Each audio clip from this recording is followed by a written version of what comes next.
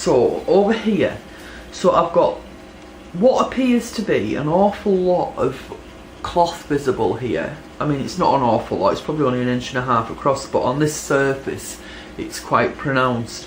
So I'm thinking I encroached with machine stitch. Do you remember when I did that?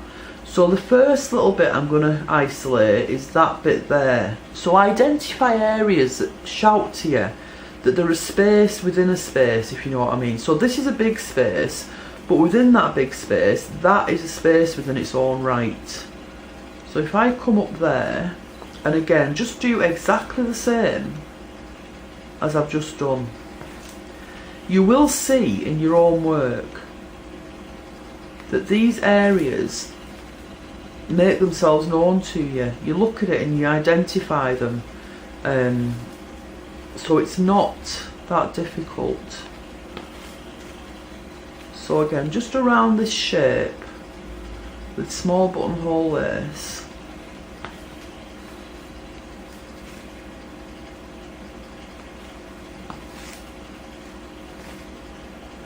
And again, not bothering if the line goes slightly off, just follow the line, be true to the line. And that's how you get the more natural looking shapes. They're not contrived because you are actually following the line that's there. Okay.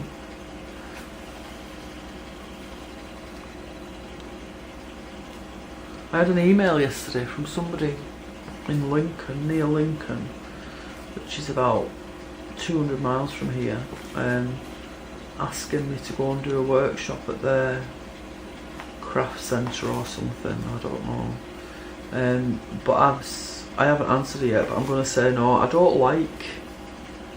just don't like doing these Embroiderers Guild workshops or craft workshop places. I'm quite reclusive in that way, and if I'm not in control, you know what I mean? It's somebody else's space or somebody else's business, or I just don't like it, so I'm going to tell her no. But that made me think about, I need to sort something out. I want to do a workshop in London next summer, and I mentioned it on my blog once, but don't think that after I've mentioned it I've forgotten it and it's not going to happen, because I really do want that to happen. And I think after this weekend I'm going to maybe start the ball rolling on that one. So stay tuned.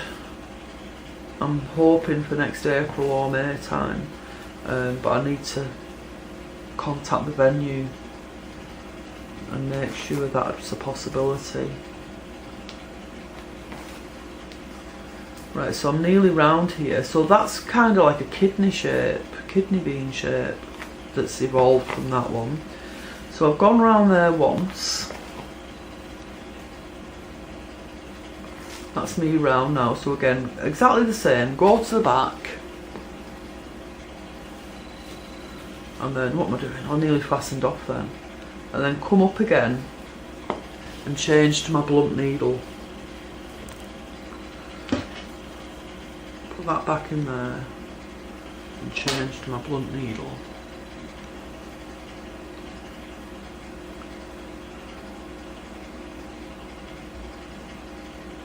Oops. It keeps going raggy for some reason, this thread. Maybe actually, do you know why? I think I know why. Because it's being pulled through all that machine stitching, which is quite harsh. So bear that in mind. It is quite rough, isn't it? Intense machine stitch. Why can't I thread my needle?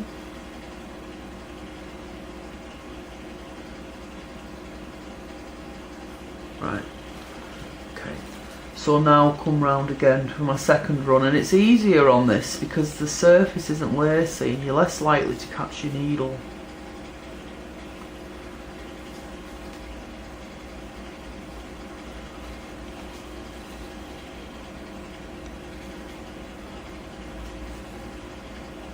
And I've spied something as well on here that's got me really excited, that I will talk to you about in a sec.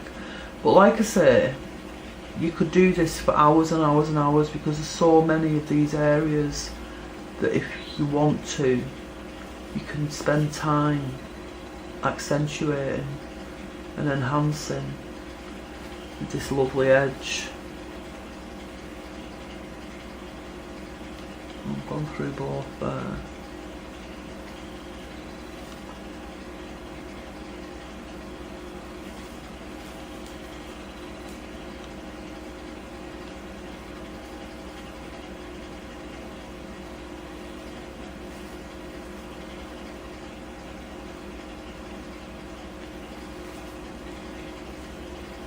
Can you see how that's becoming, making a statement in its own right, setting itself apart from the rest of that area? I hope you can, and I also hope I can get good photographs of this. And then obviously when you've done this, if you don't want to do this, if you've done it when you've done it, there's your other options for hand embroidery on this surface, your normal stitches that you like to use. You can even applique on these surfaces. You can applique on the finest surfaces, like I'm going to show you next, how to create that, and then part of the video about hand embellishing on that, I'll applique onto the fine surface so that you can see how I would do that. Right, so I'm almost all the way around now. So again, take it through to the back and fasten it off. Now if you look at this one, because it's quite a small area, you're creating almost like a pocket, because those sides are encroaching over the front.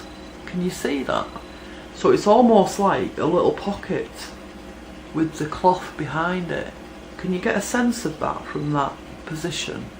Now if I wanted to now, well I'm going to actually, not if I wanted to, what I'm going to do now is I'm going to do this bit now with buttonhole lace. Alright, so again, put my thread away and get my sharp needle and get some more thread, and this is how you build up the patterning on the surface and the different areas that add interest to the surface. And you've probably already, I don't know what I did with that needle, you've probably already got a lot of areas on these pieces that will respond well to hand stitch. And what you're doing now, why can't I find that needle? I've only just put it in here. There it is. And what you're doing now, by creating these extra areas, is just adding to the surfaces available for hand stitch, or that are asking to be hand stitched, that are crying out for hand stitch, okay? So you're kind of sectioning it off, but in a nice way, in a gentle way, because that is just so lovely how that is coming up there, almost like a little pocket. So I'm going to come up now at the edge again there. This is the area I'm going to do. And buttonhole lace around this. I'm going to move this in my hoop actually, because it's not comfortable in my hoop. It's too far over the centre.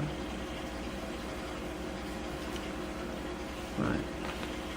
So I'm going to buttonhole lace around that tiny area now, which is alongside, it's directly next to the one I've just done, and that's so thick there with this machine stitch. Can you imagine how strong this must be? With all that over and over and circular machine stitch.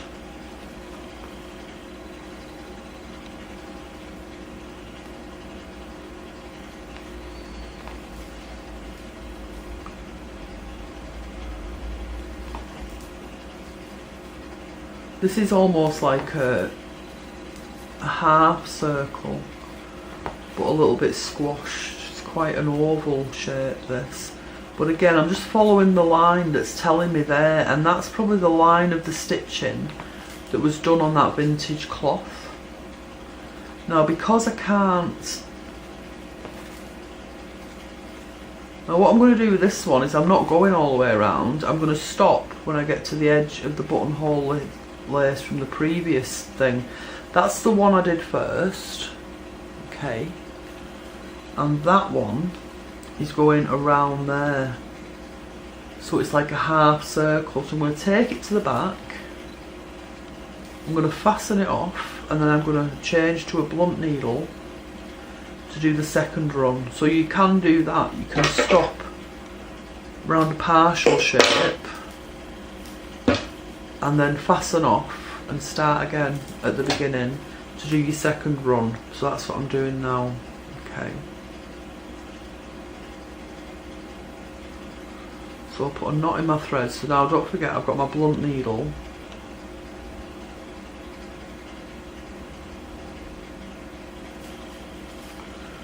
Right, so I'll come up again at the beginning where I started,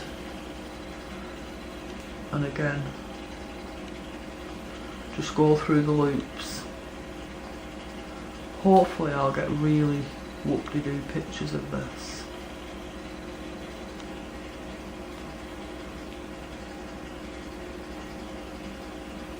I did take this out of the shop. I don't know if you noticed this class. I think it was last Friday, but then I got an email of somebody who wanted to sign up, so I put it back in again. That's why I put it back in again, so they could sign up. But it's gonna, by the time you get this, it's gonna be out again because we're nearly finished. So I might sell it as a work on your own after it's finished. We'll see. So there, I mean that's really quick because that's quite a small area. So I'm all the way around there for a second time. So I'll pull it through to the back and fasten off. Now I'm so tempted to pull in, zoom in, but I just know it'll blur. So I'm going to hold it up again to the camera. So hopefully. Right, so there's the lace one. There, okay, beautiful. That's the first one I did in the centre, and that's the second one I did in the centre. Can you see that one? There, okay. Now I could, now, if I wanted to, do round there. And I may well do that tonight. And then I could do round there. And then I could do round there. Okay, I mean this could go on forever, but I wanted to show you what I saw before, what I noticed before that got me so excited. Look at this bit here. Can you see that there? That tiny little fragmented area that's just lace and paper. Now that is just so beautiful. Okay, so what I'm going to do now is tell you what I would perhaps do there. So I'm going to change to my sharp needle again. Be dizzy, this bit of thread. Sharp needle, blunt needle, sharp needle, blunt needle. I've been told quite a few times actually, and I'm not averse to anybody telling me anything because I don't know everything. So, you know, hints and tips and good ideas, yeah, bring it on, please bring it on. But I have been told a few times about, instead of changing to a blunt needle, when I've done my stitching with a sharp needle, just turning my needle round and using the eye to stitch with. I don't do that, and I don't know why. I know why I don't do it, but I don't even feel as if I want to do it, because I don't think, for me personally, changing a needle is part of what I love.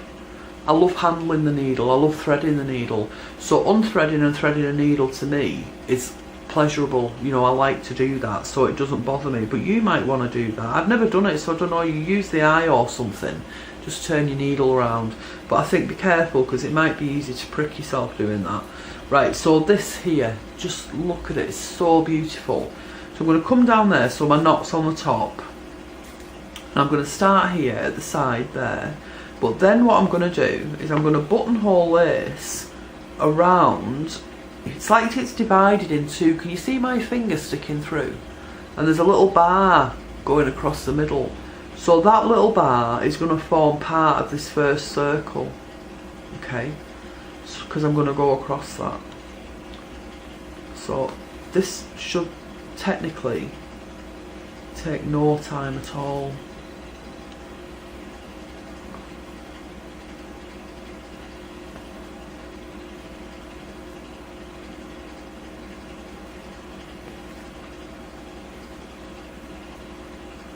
Tiny little area, tiny little hole. So beautiful though. I saw it and I swear I almost started salivating.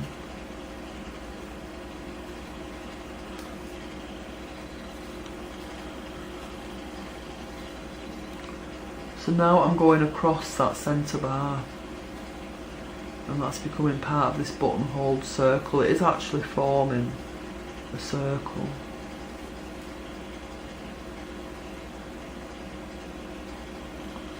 There. and then go again down through the back to finish that run, and then bring my needle up again, ready to change to a blunt needle. Now it's possible that doing this with the blunt needle may even close this, make it look like a closed hole, but I don't mind, because I just think it so deserves a bit of attention, that tiny little hole. And again, some embroidery teacher I am, can't even thread my needle. Right, so again, go round through those loops.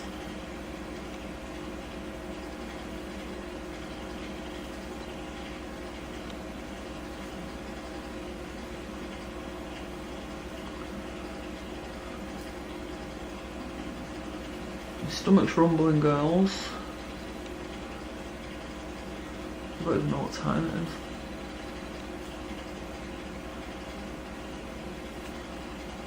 It's just wonderful, so beautiful.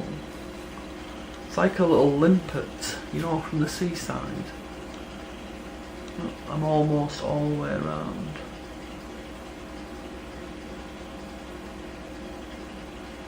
There, oh, it's absolutely stunning. And then back down through the back. There. Can you see it? Hopefully I'll get a nice picture of that, but it might get lost in the sea of surface. I'll do my very, very best to get a picture of that. And then I would do the same thing with the other one, okay? So I would accentuate even the tiniest area that look fragmented like these do. So that's how I would approach the hand embroidery on this. And then obviously I would also be adding, I'll just tie this off by overstitching, I will be adding bullion knots and French knots and possibly a plique. I mean, there's nothing to say I wouldn't add a plique to this. So I need to work a little bit on this piece and make snippet cloth with you, and then come back to speak to you about joining these things together sometime next week before we finish. I've lost my to get the knot off the front there. So yeah, so that's how I would approach the buttonhole lace, okay, and how it's possible, despite having obvious areas. Don't imagine they're your only areas. Look for more areas like I did within that one big space. I could possibly identify 1, 2, 3, 4, 5, 6 areas that could individually be buttonholed to make that more interesting, okay, that surface. Right, so I need to get my machine out now to do your next video about the very open lacy piece.